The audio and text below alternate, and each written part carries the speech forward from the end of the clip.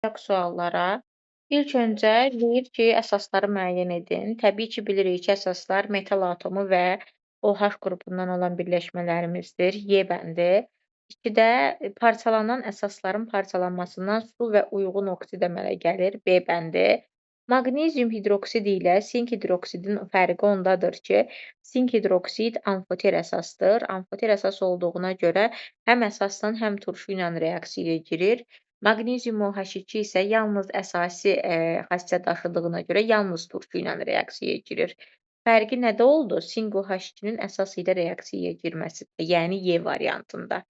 4-də natrium sulfat alınıbdırsa, özünüz də məntiqlə fikirləşsəniz, görərsiniz ki, X-in tərkibində natrium olmalıdır, hidrogen olmalıdır və oksigenin sayına görə burada 5 dənə doğrudur, 3 dənədirsə, deməli natrium da, OH da, oksigen də olmalıdır. Yəni uyğun variant natrium OH-dir.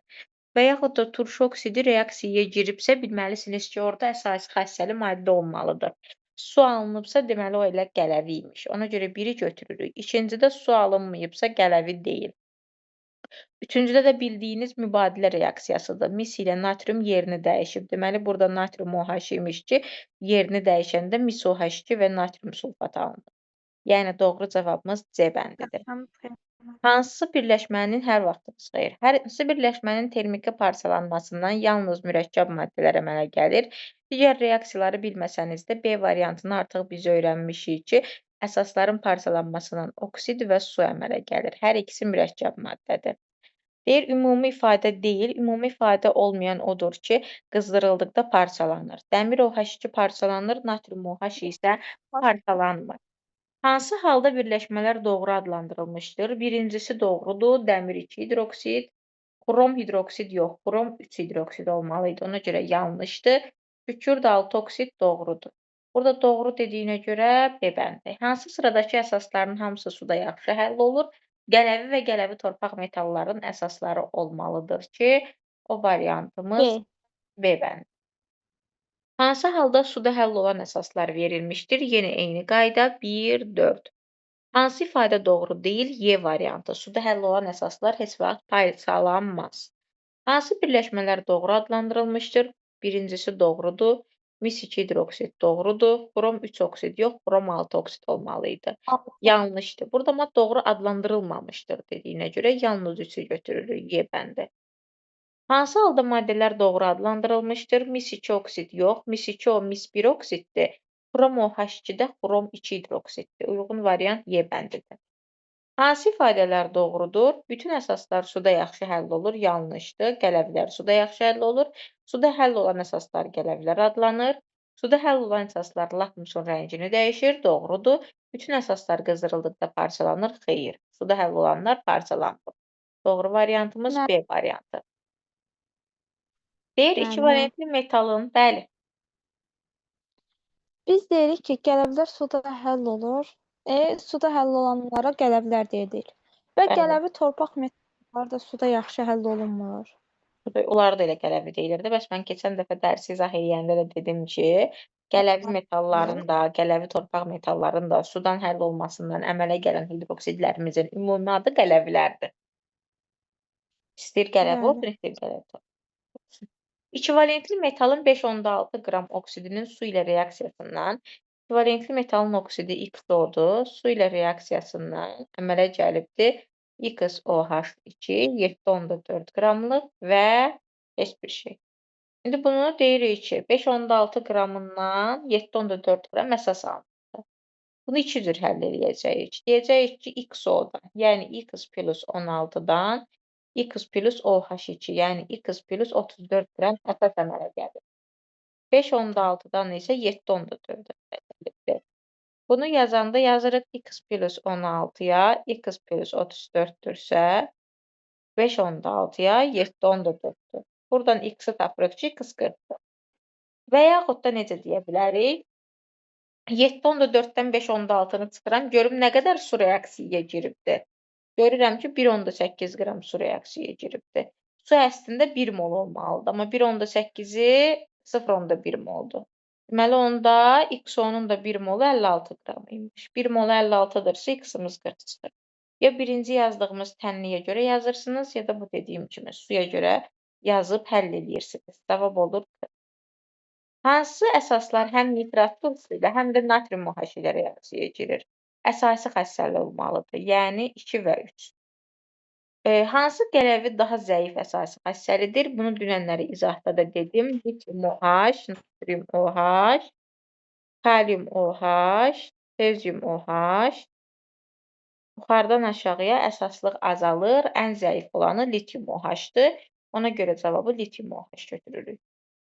Hansı maddələr amfoter xəssə göstərir? Amfoter xəssə göstərənlər C bəndi, sink oksid və berilyum OH2. Hansı reaksiyadan əsas alınır? Dünən dediyimiz kimi, qələvi metalların özlərindən də, hidridlərindən də, oksidlərindən də əsas alınır. Yəni, D bəndi. Bu oldu bizə birinci səhifəmiz. Bir dəqiqə. Gəldik bura. Suda həll olmayan əsasları müəyyən edin. Qələvi torpaq metallar olan variantı çıxın. A getdi, B getdi, C-də natrium OH var getdi, Y-də barium OH, kalium OH var getdi. Cavab D bəndidir. Hansı reaksiyalardan qələvi alınır? 1-dən alınır, bir də 3-dən alınır. Qələvi torpaq metalların özlərinə, hidridlərinə, oksidlərinə su ilə təsir etdikdə qələvi alınır. Birincidən alınır kalium OH və hidrogen, ikincidə isə kalsium OH 2 dəfə. Hansı reaksiyadan qələvi alınır? Yenə 1 və 2. Hansı metallar su ilə qarşılıqlı təsir olduqda qələvi alınar? Qələvi və qələvi torpaq metallar olmalıdır ki, A bəndi. Kalsiumun üstünə oksigen gələndə alınır kalsium oksid. Kalsium oksidin üzərinə su gəldikdə alınır qələvi. Kalsium OH2. Bir dəqiqə uşaqlar. Sonra davamında 24-də metan, flor və karbon qazından ibarət qaz qarışığından olan metanı ayırmaq üçün hansı qarışıqdan istifadə etmək olar? Kalsium OH2 ilə cavabımız. Çünki flor da kalsium OH2 ilə reaksiyaya girir. Karbon qazı da kalsium OH2 ilə reaksiyaya girir. Amma metan reaksiyaya girmir. Sonra hansı halda kalium hidroksid əmələ gəlmir? Hansı halda kalium hidroksid əmələ gəlmir deyiriksə, burada uyğun variantımız birincidə C-də əmələ gəlir, B-də əmələ gəlir, A-da da əmələ gəlir, çünki flor gedir, kalium OH əmələ gəlir. Deməli, cavabımız burada D bəndidir. Niyə gəlmir? İndi biz elektrolitik dissosiasiya dərsini keçəndə görəcəksiniz. Reaksiyanın axıra qədər getməsi üçün bizim şərtimiz odur ki, reaksiya nəticəsində çöküntü qaz alınmalıdır, zəif elektrolit alınmalıdır. Amma burada kalium OH və mis yod, hər ikisi suda həll olan duzdur deyə, biri suda həll olan əsas, biri suda həll olan duzdur deyə bu reaksiya axıra qədər getmir. Çünki çöküntüsü, qazı yoxdur burada. Buna görə cavabımız D bəndidir. Hansı halda əsasi duz alınmır? Əsasi duz alınmırsa, deməli OH-ın sayı hidrogenin sayından çox deyil. Variantlara baxaq ki, hansı haldır? D bəndinə baxın. OH-dan da 2 dənədir, hidrogendən də 2 dənədir. Yəni, dünənləri izah eləyəndə dedim, OH ilə hidrogenin sayı bərabərdirsə, normal duzdur. Yəni, doğru cavabımız D bəndidir. 27-də yenə deyirik. Turşu oksidi nə ilə reaksiyaya girəndə duz və su verir? Qələvi ilə, yəni natrium bu. Y-dimizdə su alınmayıbsa, bu oksididir, qələvisi deyil. Z-imizdə də bayaqki reaksiyada olduğu kimi dəyişmə reaksiyasıdır, yəni bu kalium OH-dır.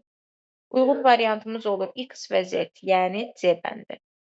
Amfoter hidroksidləri müəyyən edin. Amfoter olanlarımız gördüyümüz kimi hansı variantdır? A variantı çıxır. Xrom OH3, dəmir OH3, sink OH2. 29. Maddələrin suda məhlullarına aid ifadələrini Euler-Venn diaqramına uyğunluğunu müəyyən edin. Oldu, ekran getdi. Lakmusu qızardır. Lakmusu qızardan turşulardır. Ona görə 1-ə aid edirik bura. Amfoter oksidlərlə reaksiyasından duz alınır. Amfoter oksidlər həm qələvi ilə, həm turşu ilə reaksiyaya girir deyə 2 ortaya aiddir. Dəqiqə.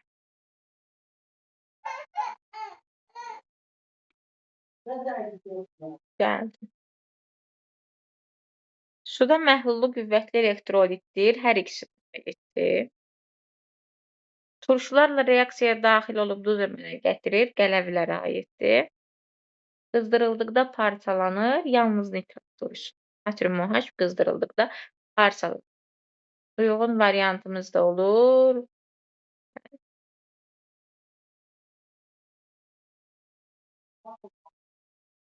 Deyir ki, X-imizə nə aiddir? Kalsium H2-nin üzərinə su gəldikdə kalsium OH2 əmələ gəlir. Y-imiz alüminium OH3-dür. Z-imiz də natrium OH-dır ki, amfoter metalla reaksiyaya girib əmələ gətiribdir natrium 2, CO2 və hidrogen. İnşallah bunları qələvlər dərsində də yenidən keçəcəyik. Gəldik 31-ci suala. 31-ci sualda deməli alüminium klorid natrium OH ilə reaksiyasından dəyişmə reaksiyası başlayır. Baxın. Reaksiyasından alınır alüminium OH3 və natrium. Amma alınan alüminium OH3 amfoter xassəyə malik olduğuna görə, elə bil ki, bu reaksiya gedib bitdikdən sonra mən bura davamlı olaraq yenidən natrium OH əlavə edirəmsə, alüminium OH3 əlavə elədiyim natrium OH da yenidən həll olacaq və yenidən alüminium OH3-ün miqdarı azalacaq. Əvvəlcə birinci bu reaksiya baş verir deyə alüminium OH3-ün miqdarı pik nöqtəyə çatır. Sonra isə yenidən natrium OH ilə reaksiyaya girir deyə sıfıra düşür. Cavabımız da olur D bəndi. Aydın oldu? Bir saniyə. Çox çaşdırıcı, uşaqların, yəni çoxunun çaşdığı sualdır. Bu sualı yadda əzbər saxlayın ən azı. Ki, natrium OH-ın miqdarından asılı olaraq əvvəlcə alüminium OH3 alınır. Natrium OH artıq miqdardadır deyə yenidən sərf olunur və sıfıra enir. Variantımız da olur D bəndi. Bu sualı səhv yazmayın. Çox düşür bu sual. Qəbula da düşür, nə bilim, sınağa da düşür, çox yerə düşür. Ona görə diqqətli olun bu sualda. Natrium OH-ın mol miqdarından asılı olaraq əvvəlcə artır, sonra isə sıfıra düşür. Çünki alınan alüminium OH3 yenidən natrium OH ilə reaksiyaya girir. Hansı əsaslar qələvi deyir? 1, 3. 0,2 mol əsasın tam neytrallaşmasına 25,2 qram nitrat turşusu sərf olunarsa, əsasın turşuluğunu tapın. 25,2 qram nitrat turşusu neçə moldur? 63-ə bölürəm, görürəm 0,4 moldur. 0,2 moluna 0,4 moldursa, 1 moluna nə qədər? X. X bərabər olur 2-yə. Deməli, 1 moluna 2 mol nitrat turşusu lazımdır. Tam neytrallaşma dediyinə görə, deməli, hidrogenlə oksigenin OH-ın sayı bərabərdir. Burada 2 mol nitrat turşusunda 2 dənə hidrogen varsa, deməli, əsasın da tərkibində 2 dənə OH var. 2 dənə OH-ımız da o deməkdir ki, əsasımız 2 əsaslıdır.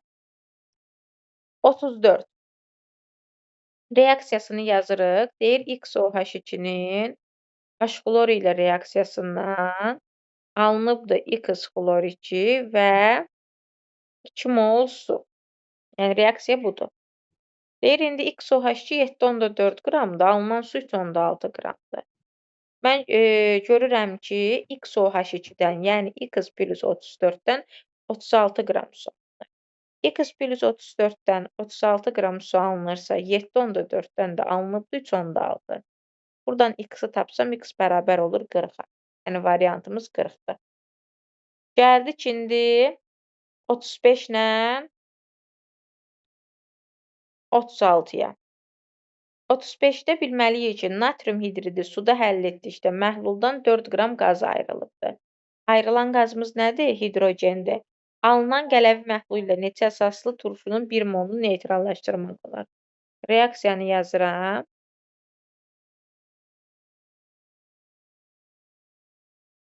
Əmsala ehtiyac yoxdur. Sən fikirləşməlisən ki, 4 qram hidrogen ayrılıbsa, natrium OH neçə moldur? Görürəm ki, 2 qramından 1 mol alınır. 4 qramından nə qədər natrium OH alınasıdır? X bərabərdir 2. 2 mol natrium OH-da 2 dənə OH olduğuna görə, deməli, mən 2 əsaslı turşunu neytrallaşdıra bilərəm. Gəldik 36-ya. Suda həll olan əsasdır və bərkdir. Buna aiddir kalium OH, kalsium OH2. Suda həll olmayan əsasdır, amfoterdir. alüminium OH3, sink OH2, naşatir spirti adlanır NH4OH. 37. 22,4 litr 1 mol deməkdir. 44,8 2 mol deməkdir. 33,6 1,5 mol deməkdir. 1 mol hidrogen ayrılıbsa vururam 2-yə, deməli metalımız və yaxud da qeyri-metalımız 2 valentlidir. İkincidə də yenə 2-yə vururam, 4 valentli olmalıdır. Üçüncüdə 1,5-i 2-yə vururam, 3 valentli olmalıdır. Bu o deməkdir ki, 2 valentlidirsə bu sinkdir, A gedir. 4 valentlidirsə silisiumdur, 3 valentlidirsə alüminiumdur. Ümumiyyətlə, siz bilməlisiniz. Metalların bilirik ki, reaksiyasından onsuz da turşular ilə reaksiyasından ayrılır valentlinin yarısı qədər. Bir də bilməlisiniz ki, bizim natrium OH-ımız ilə sink reaksiyaya girir, berilyum reaksiyaya girir, alüminium, silisium reaksiyaya girir. Sink özü 2 valentlidir deyə ondan 1 mol hidrogen ayrılır. Berilyum da 2 valentlidir deyə onun da 1 molundan 1 mol hidrogen ayrılır. Alüminium 3 valentlidir deyə alüminiumun yarısı 1,5. Silisium da 4 valentlidir deyə 4-ün yarısı 2 mol.